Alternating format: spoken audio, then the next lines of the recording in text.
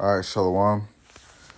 This your brother Samat. I want to give all praises, honor, and glory to Yahweh Ba'ashem Yahweh Shai, and double honors to our elders and apostles, which are a great millstone. Peace, blessings, salutations to the hopeful elect man out there that's doing his work in truth and sincerity, to the Akwafim that is listening and learning on the comment boards, to USA Shalom. I'm going to jump right into it. This is Matthew 7:13.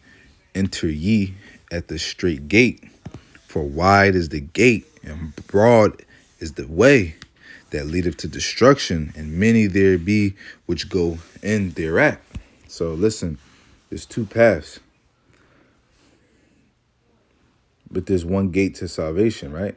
We know that there's 12 gates to the kingdom of heaven, but there's one gate going into the basically symbolizing the path and entering into the salvation, right? So you got two paths you walk in this life. You got the path of salvation, you got the path of destruction. Now, scriptures clearly say that broad is the way that leadeth to destruction. So that basically means that, that's a big street, man. It's like a highway, It's like a 3-4 lane highway, on each side, you know what I'm saying? And then, the path to salvation, man, that's a small and narrow path, man. That's a path that car can't even fit down. It's a one-way street, you know? Liken it to like a little alleyway, man, where only one man can walk in at a time.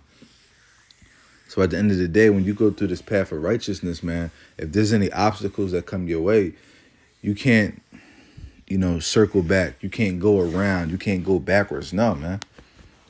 It's the only way is forward. And if you turn back, hey, man, listen, you're damned, man, because that fire is coming right behind you, man. So you got to keep moving forward. That's the only way to salvation, man, is to keep moving forward, to keep enduring. Because if you turn back, man, that fire is approaching, man. That death angel, man, is chasing you down this path. So you got to continue to push and strive forward and forward and forward, man. Finish the race, finish the marathon, man. Because at the end of the day, man, you don't want to go down that path of destruction, man. You want to go down the path of righteousness, man. You want to live, do you not? Do you not want to live forever in eternity? Have so much glory, so much life, to be able to have an abundance, man, of children, wives, homes, man, lands, planets, chariots, exotic animals, just, oh my gosh, man. The sky's the limit. So like this, I'm trying to click view chapter, but this phone is, bugging out right now. Satan's on this thing. All right. And verse 14, let me see. I'm going to read to 15.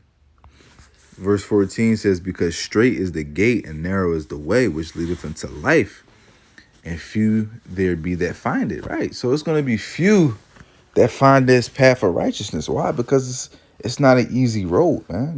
This is not an easy path to take, man. And it's not a quick path either. This is a straight path, but man, it's going through some shit, man. We're going through fire, we're going through hell, affliction, we're going through this, through that. There's so many obstacles on this path, and there's only one way you can go, and the only way you can go is through or over these obstacles, man. It's either you run through the obstacles or you overcome or you climb over the obstacles, man. And I'm gonna get another script that's gonna go a little more into detail of how I'm gonna break this down as an example, man. And then that way, that path that leads to destruction, man, that path is broad and narrow, man. There's many people that go down this path because it's an easy road, man. You don't have to put in no work. You don't have to forsake things of the world. You don't have to forsake people. You don't have to live by certain standards, certain morals. You can do whatever the hell you want. You can live however the hell you want, believe whatever you want, man.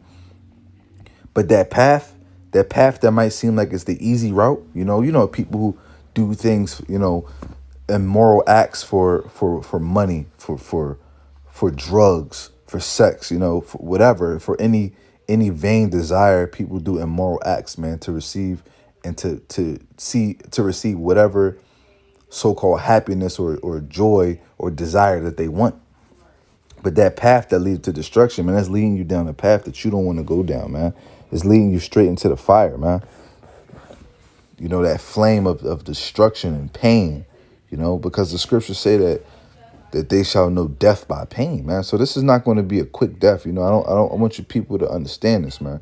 It's not going to be a quick and painful death. You think that the Lord is just going to let you get away that easy? No. Hey, listen, the Most High is the master of elements, man.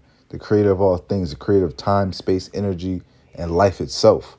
So he can literally slow down the time and magnify the elements and increase the vibration and feeling in your body and in your spirit to where you'll get hit by this nuclear missile, man.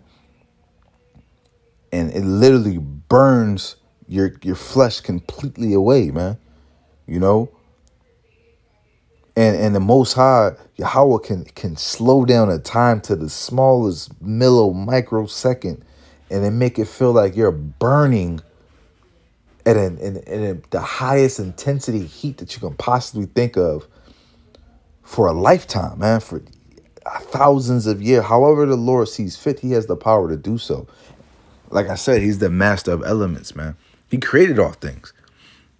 So he can manipulate the elements in space, time, and bro, in an instant, to someone that is just watching, it's an instant, you know, and they think there was just a quick instant death, but no, in reality, the Most High kept your spirit intact, and you're just feeling this burning and terrible, painful sensation, man, for however long the Lord sees fit, man, and that's what the Most High has come into 2/3 of our people in the wicked of this place, man.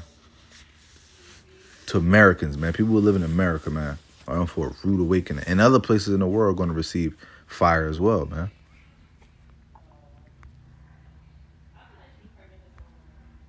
All right, this verse 15, this really is kind of off topic, but, it says, beware of false prophets, which come to you in sheep's clothing, but inwardly are raven wolves. Hey, that too, man.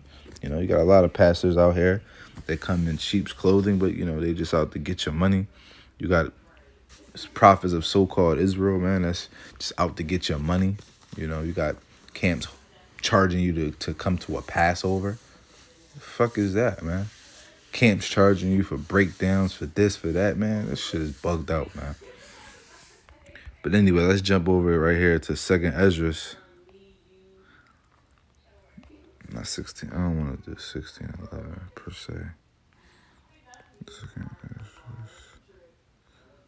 So, KJV.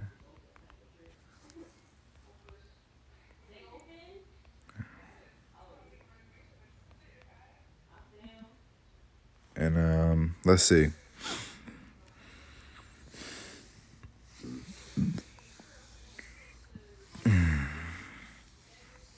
Let's start at verse 6. 2nd Esdras 7 verse 6, and I'm going to read down a few verses. It says, there is another thing, a city is builded and set upon a broad field, and is full of all good things. It says, the entrance thereof is narrow, and is set in a dangerous place to fall, like as if there were a fire on the right hand, and on the left a deep water.